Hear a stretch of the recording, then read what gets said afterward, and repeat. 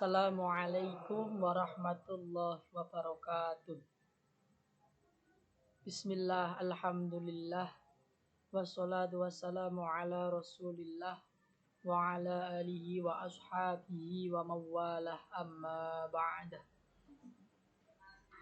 Langsung saja tanpa mengurangi rasa hormat terhadap dosen pembimbing, saya Abdul Aziz dari mahasiswa Stayan An-Nawawi Prodi Muamalah atau lebih tepatnya HES semester 4, ingin sedikit berbicara ataupun ingin sedikit menerangkan tentang Imam Syafi'i, madhab dan metodologinya, atau lebih tepatnya istimbatul hukum darinya.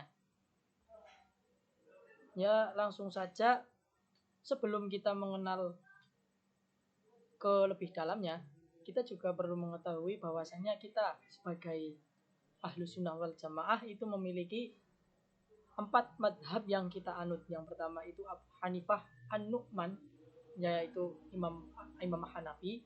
Yang kedua Imam Malik bin Anas, yaitu Imam Maliki. Dan yang ketiga Muhammad Idris Asy-Syafi'i, yaitu Imam Syafi'i.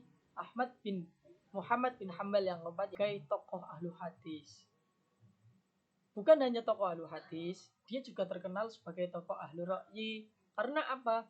Karena beliau itu belajar terhadap dua guru yang di situ terkenal dengan, yang pertama itu terkenal dengan ahlu hadis, yang kedua itu terkenal dengan ahlu ra'yi. Yaitu siapa? Guru pertama Imam Syafi'i itu adalah Imam Malik. Imam Malik itu terkenal daripada ahlu hadis. Sedangkan guru yang kedua itu Imam Muhammad bin Hasan Asy-Syaibani.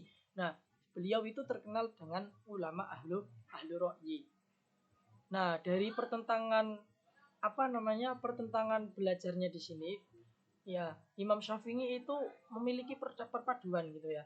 Yang satu gurunya itu ahlu hadis dan yang kedua itu ahlu ra'yi.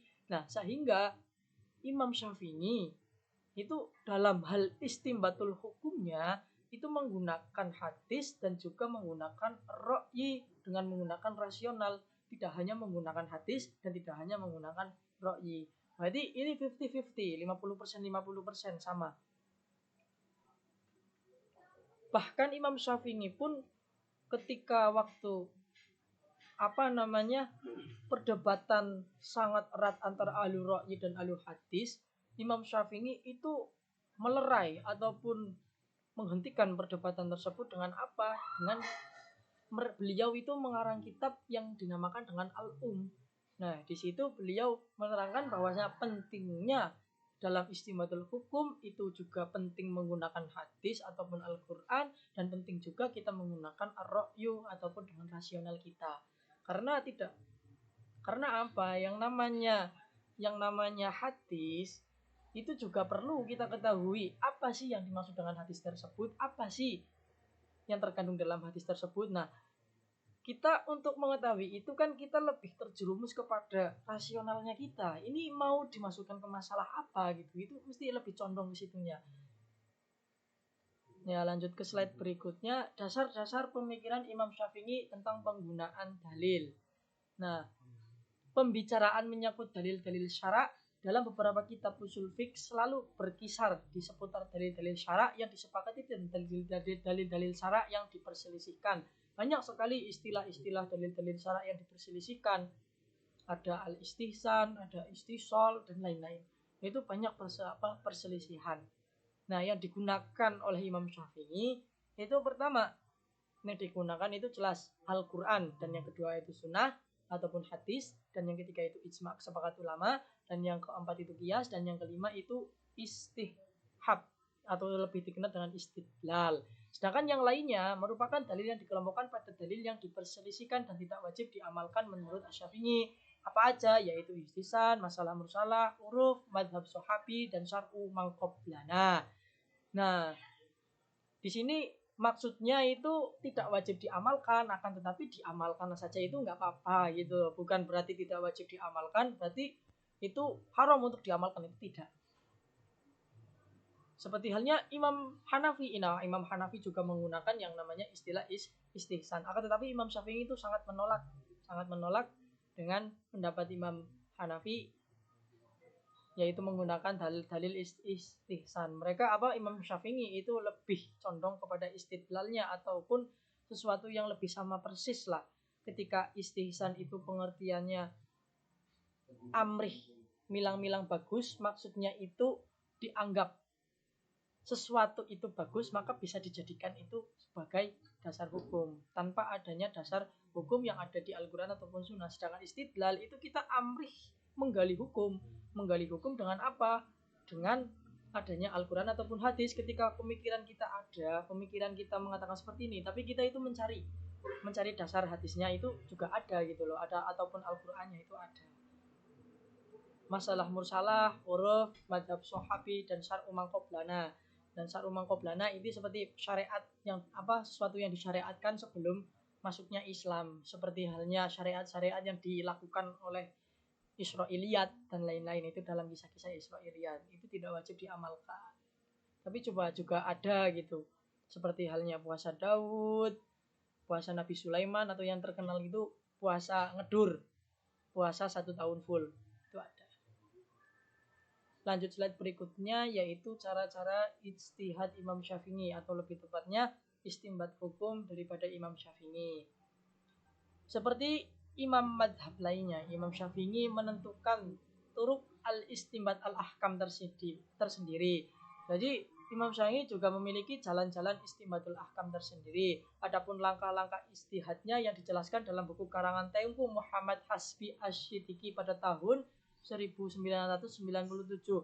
Nah, ini dalam buku ya, dalam versi kitabnya pun ada.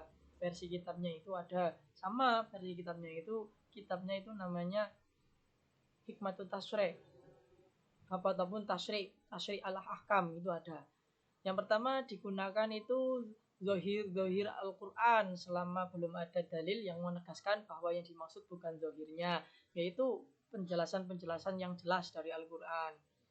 Dan yang kedua itu dengan jalan sunnatul Rasul, menentukan hukumnya itu dengan sunnah Rasul ataupun dari hadis-hadis Nabi, baik di situ dari hadis yang berupa qaul Nabi seperti halnya qala Rasulullah, ataupun dengan sami'tu, ataupun di situ simangi, ataupun dengan takriri, ataupun dengan afngali dan sebagainya. Yang penting hadis tersebut hadis sahih, bukanlah hadis yang mardud ataupun dhaif. Yang ketiga itu dengan cara ijma', kesepakatan ulama. Jadi kesepakatan ulama mengatakan bahwasanya ada suatu permasalahan dan disepakati para ulama hukumnya itu tidak sah, maka tidak sah. Jika hukumnya itu sah, maka sah. Dan yang keempat itu menggunakan qiyas, yaitu menyamakan satu permasalahan dengan permasalahan lain, akan tetapi dengan nilai yang sama. Dan qiyas juga dibagi-bagi, ada qiyas lawa'i, ada qiyas apa dan lain-lain. Juga qiyas memiliki syarat-syarat dan rukun-rukun tertentu. Yang kelima itu tuh menggunakan istidlal. Nah, di sini beliau Imam Syafi'i itu menggunakan istidlal, bukanlah menggunakan istihsan. Istidlal itu cara bahasa Arabnya itu istidlal, istadalla. Jadi artinya itu amrih ngarap dalil. Amrih ngarap dalil itu berarti kita mencoba menggali dalil yang ada di dalam Al-Quran ataupun As-Sunnah. Nah, ada suatu permasalahan. Nah, kita melihat suatu permasalahan, kemudian kita mengetahui, oh, permasalahan ini seperti ini. Maka kita cari, kita ambil, kita cari mana sih dalil yang mengatakan itu seperti ini menurut pikiran-pikiran kita itu, maka itu dinamakan dengan istidlal. Amrih alat dalil. Tidak hanya menurut kita itu baiknya itu seperti ini, tapi tanpa adanya dasar itu tidak. Itu yang dinamakan istihsan ketika seperti itu. Lanjut slide berikutnya. Lanjut slide berikutnya yaitu qaul qadim dan qaul jadid. Nah, ini qaul qadim dan qaul jadid itu seiring dengan perjalanan Imam Syafi'i dalam mengarungi ilmu ataupun mengemukakan pendapat. Nah, jadi di sini terjadinya adanya qaul qadim dan qaul jadid. Apa sih qaul qadim dan qaul jadid? Pertama, qaul qadim adalah pendapat Imam Syafi'i yang dikemukakan dan ditulis di Irak. Jadi Imam Syafi'i itu mengemukakan pendapatnya itu waktu berada di Irak. Sedangkan qaul jadid adalah pendapat Imam Syafi'i yang dikemukakan dan ditulis di Mesir. Jadi ketika beliau di Mesir, beliau mengemukakan pendapat ataupun melangsungkan pendapat, yaitu dinamakan dengan kaul jadid. Ini banyak pertentangan pada kaul qadim dan kaul jadid biasanya itu ya. Biasanya kaul jadid dan kaul itu qadim itu banyak pertentangan pada ketika kita menentukan sebuah permasalahan ataupun mencari jawaban dari sebuah permasalahan, dan kita mencari dasar yang Syafi'iyah gitu ya. Itu banyak menemukan dalam satu permasalahan ada dua kaul. Biasanya itu banyak di kitab itu namanya kitab Muhadzab.